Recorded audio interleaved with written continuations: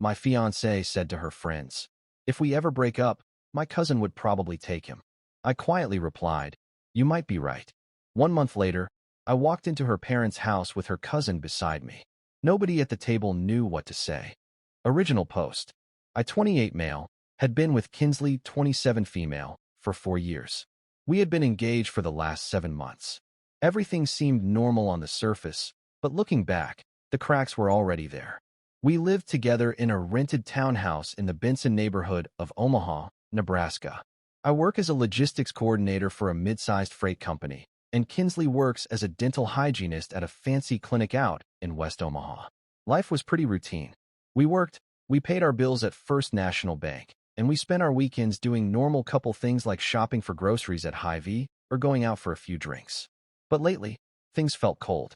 Qley was always tired, always on her phone, and always finding reasons to be annoyed with me. I thought it was just wedding planning stress. I was wrong. The whole thing started on a Friday night.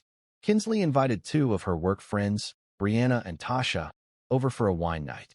I was perfectly fine with this. I had a long week managing truck routes and just wanted to relax. I grabbed a few slices of leftover pizza, went upstairs to our spare room where I keep my gaming PC, and put my headset on to play some games with my buddies. After about 2 hours, I needed a glass of water. I took off my headset and walked downstairs.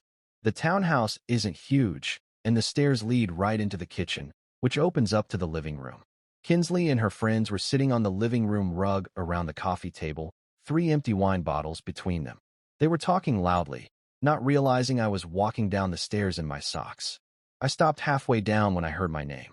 Brianna was asking Qley if she ever got bored of being with the same guy for 4 years. I expected my fiancée to defend our relationship. Instead, Qley laughed. It was a loud, mean kind of laugh. Honestly, sometimes, Qley said, Wade is safe. He pays half the rent, he fixes my car, but he's not exactly exciting anymore. If we ever broke up, I wouldn't even be that mad. Tasha giggled. Who would get him in the breakup? He's practically part of your family now. That is when Qley said the words that changed my entire life. She took a sip of her wine, smirked, and said, if we ever break up, my cousin Delaney would probably take him. She's always staring at him at family barbecues like a lost puppy. It's honestly pathetic. They all burst out laughing like this was the funniest joke in the world. I stood there on the stairs, feeling my heart drop into my stomach. It wasn't just the disrespect. It was the complete lack of care for me, for our 4 years together, and the nasty way she talked about her own cousin. Delaney is 26. She works at a large plant nursery and greenhouse complex on the edge of town. She is quiet, sweet, and wears overalls covered in dirt half the time. Qley always treated Delaney like she was beneath her because Delaney didn't wear expensive clothes or care about Instagram. But Delaney was always kind to me. We usually ended up talking about gardening or movies at family events while Qley ignored us to gossip with her mom. I didn't yell. I didn't freak out. I just walked down the rest of the stairs and into the kitchen. The living room went dead silent. Brianna and Tasha looked like they had seen a ghost. Qley's face turned bright red. I poured myself a glass of water from the fridge, turned around, looked directly at Qley, and quietly replied, you might be right. Then I walked back upstairs, leaving them in absolute, awkward silence. About 10 minutes later, I heard the front door close. Her friends had left early. Qley came storming upstairs, throwing the door open. She started yelling at me, calling me a creep for eavesdropping. She said it was just girl talk, and that I was taking a joke too seriously. I didn't argue. I just put my headset back on and ignored her until she went to bed. But I couldn't sleep that night. Her words kept repeating in my head. He's safe. He's not exciting. If she felt that way, why was she marrying me? The next day, Qley went to a brunch with her mom. She left her iPad on the kitchen counter. Normally, I would never snoop. But my gut was screaming at me. I knew her passcode because it was the year we met. I unlocked the iPad and opened her iMessage app, which was synced to her phone. It took me less than 2 minutes to find it. There was a text thread with a guy named Trent.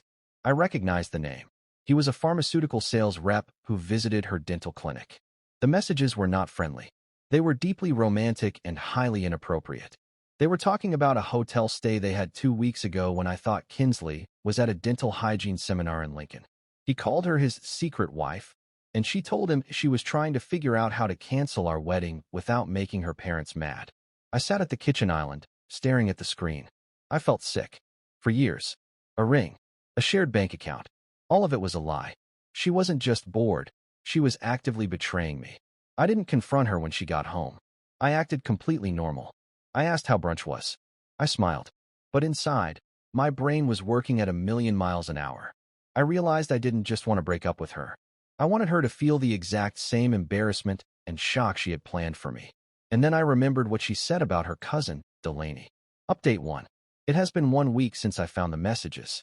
This past week has been all about survival and planning. I went to the Apple store and bought a cheap USB drive. I spent hours alone in the house taking screenshots of every single message, picture, and hotel receipt between Qley and Trent. I saved them all to the drive and made a backup on my private Google Drive. Then, I looked at our lease. Thankfully, the townhouse lease is up in exactly 5 weeks. I secretly called the landlord and told him we would not be renewing. He agreed to let me sign a document removing myself from the lease at the end of the month. Qley is completely clueless. She comes home, complains about work, texts Trent under the dinner table, and acts like I am just an annoying roommate. But the biggest update is about Delaney. On Tuesday, Qley was working late. I looked up the greenhouse where Delaney works. It's a massive place called Mulhall's out on West Maple Road. I drove out there after I got off work. The place smells like wet soil and pine needles. I walked around the rows of indoor plants until I spotted her. She was watering a huge row of ferns, wearing a green apron over a faded band t-shirt, her hair pulled up in a messy bun. She looked up and smiled in surprise. "Wade, what are you doing here? Is Qley outside?" "No," I said, my voice serious. "Qley isn't here. I actually came to talk to you. Do you have a break coming up?" She looked concerned but nodded. 10 minutes later, we were sitting on a wooden bench outside the greenhouse employee break room. I bought her a cold coffee from a vending machine. I didn't want to beat around the bush. "Delaney, I need to ask you something, and I need you to be completely honest," I said. "Does Qley treat you badly behind my back?" Delaney sighed, looking down at her boots. "Wade, Qley has treated me like garbage since we were 7 years old. She constantly puts me down. She makes fun of my job, my clothes, my car. I only tolerate her because my mom and her mom are close sisters." "Why do you ask?" I pulled out my phone.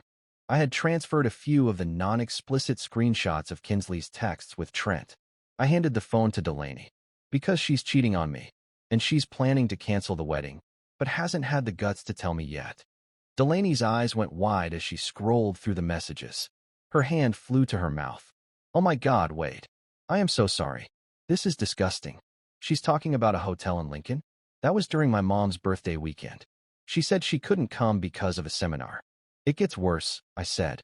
I then told her exactly what happened on Friday night. I told her about the wine, the laughter, and the specific comment Qley made about Delaney taking me as a hand-me-down. Delaney's face turned red, but not from embarrassment. She was furious. "She really said that? She thinks I'm just some pathetic backup plan." "Yeah," I said softly. "She does. And I'm going to blow up her entire life. But I wanted to talk to you first. I didn't want you to be caught in the crossfire without knowing the truth. I respect you too much for that." Delaney looked at me. Really looked at me. For the first time, I noticed she had these bright hazel eyes that Qley didn't have. Qley's eyes were dark brown and always judging. Delaney's eyes were warm and real. "Wade," she said quietly. "What is your plan?" I explained that I was moving out secretly. I explained that I was going to drop the evidence on her. But then I hesitated. I looked at Delaney and said, "She made a joke out of us. She made a joke out of you liking me. What if we turned the joke on her?" Delaney smiled. It was a slow, slightly wicked smile that I had never seen from her before. "I finished my shift at 5 p.m. Do you want to go grab real coffee? Not from a vending machine." We went to Hardy Coffee Company in the Old Market District. We sat in a corner booth for 3 hours. We didn't just talk about Qley. We talked about everything. We talked about my logistics job and how I wanted to start my own dispatch company one day. She talked about her dream of owning a small flower farm. The conversation was so easy. It wasn't forced like it always felt with Qley. I realized I was actually attracted to Delaney.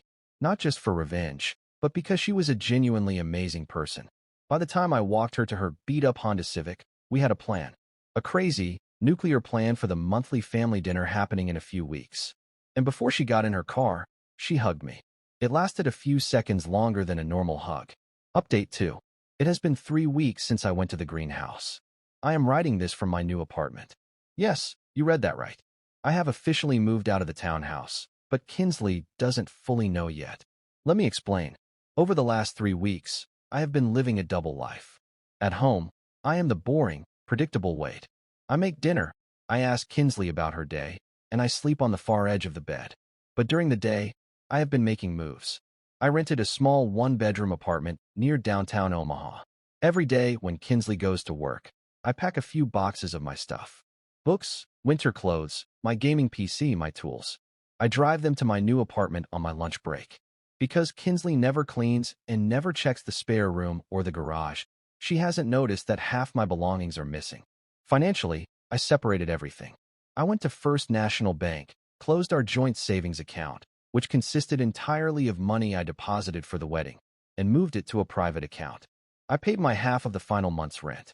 Meanwhile, my relationship with Delaney has grown into something I never expected. We have been going on secret dates. We went to a drive-in movie theater in Iowa, just across the river. We went hiking at Fontenelle Forest. Qley thinks I am working overtime because of supply chain issues. Delaney and I held hands for the first time last week while walking through the woods. It felt electric. There is no revenge driving this anymore. I actually have deep feelings for her, and she told me she feels the same. She confessed that she always had a crush on me, but backed off immediately when Qley brought me around because she respected boundaries. Qley just liked to use that crush to make fun of her. Qley, on the other hand, is getting sloppy. Trent even picked her up down the street from our townhouse 2 nights ago. I watched from the window as she got into his silver BMW. She texted me saying she was grabbing drinks with Tasha. I just replied, "Have fun. Tomorrow is the big day. Tomorrow is the final Saturday of the month." In Qley's family, the final Saturday means a massive dinner at her parents' house in Papillion. Her dad, Greg, always grills steaks. Her mom, Marcia, always makes potato salad. The whole extended family will be there. Aunts, uncles, cousins, including Delaney. My U-Haul is booked for 8 a.m. tomorrow. I am taking the rest of the furniture I paid for, the couch, the TV, my mattress. I am going to hand Qley an envelope, and I am going to walk away. But the real show happens at 6 p.m. Wish me luck. I am nervous, but I am ready. Final update. It is over.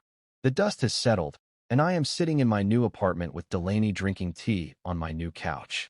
I need to tell you all exactly how yesterday went down. It was better than any movie I have ever seen. Saturday morning, 8 a.m. Qley was still asleep. She had a headache from coming home late the night before. She was with Trent. My buddy showed up with the U-Haul. We were quiet but fast. We loaded the living room TV, the leather couch, my dressers, and my kitchen appliances. Within 45 minutes, the townhouse looked half empty. I went upstairs to the bedroom. I had printed out about 20 pages of evidence. Screenshots of her texts, photos she sent Trent, and printed receipts from the hotel in Lincoln. I put them in a thick manila envelope. I set the envelope on her nightstand, right next to her phone. I said, "Qley, wake up." She groaned and rolled over, rubbing her eyes. "What time is it? What are you doing?" "I'm leaving," I said. My voice was completely flat. "The wedding is off. I paid the rest of my rent for the month. Do whatever you want." She sat up instantly, looking confused and panicked. "What? What are you talking about? Are you crazy?" I pointed to the manila envelope. "Open it." She grabbed the envelope, ripped the top off, and pulled out the papers. The very first page was a screenshot of her telling Trent she loved him. I watched the color drain from her face. She looked like she was going to throw up. She started stuttering, trying to form words. "Wade, this isn't what it looks like." "I can explain."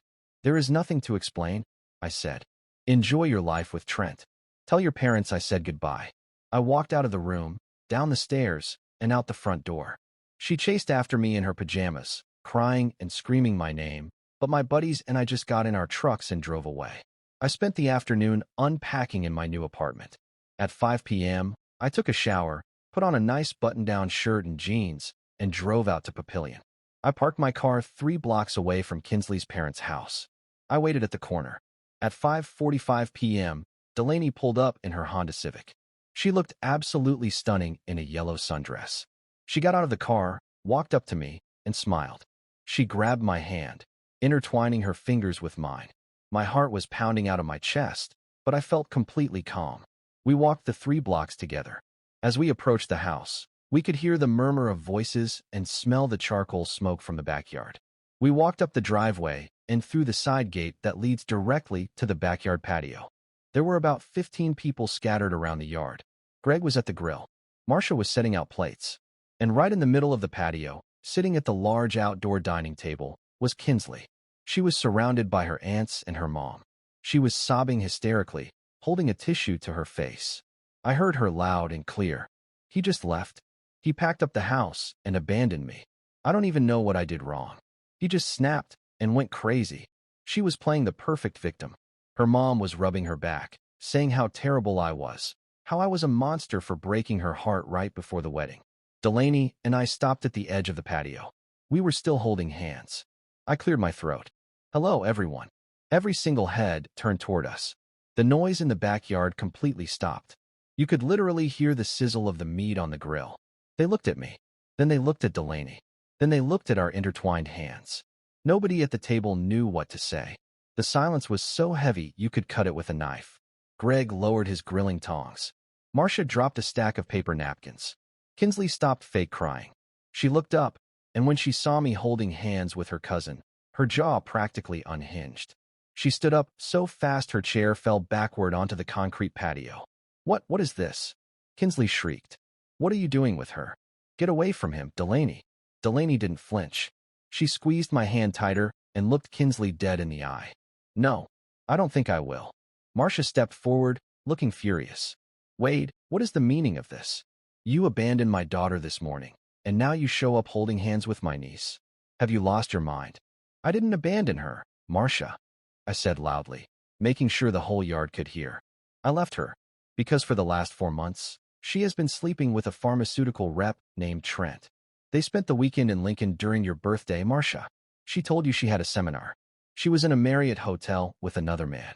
The gasp that ripped through the family was cinematic. Several aunts covered their mouths. Greg looked directly at Qley, his face hardening. "Qley? Is this true?" Qley was shaking. "No, he's lying.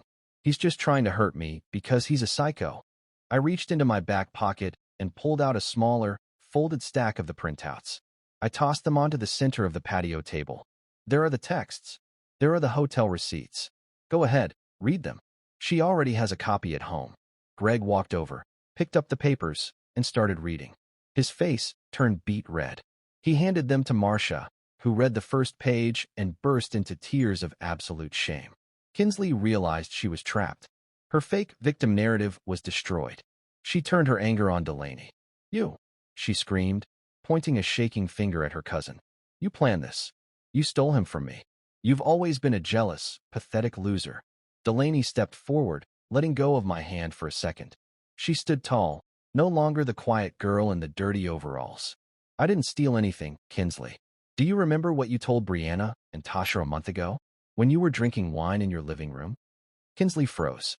Delaney continued, her voice clear and ringing across the yard. "You said Wade was boring.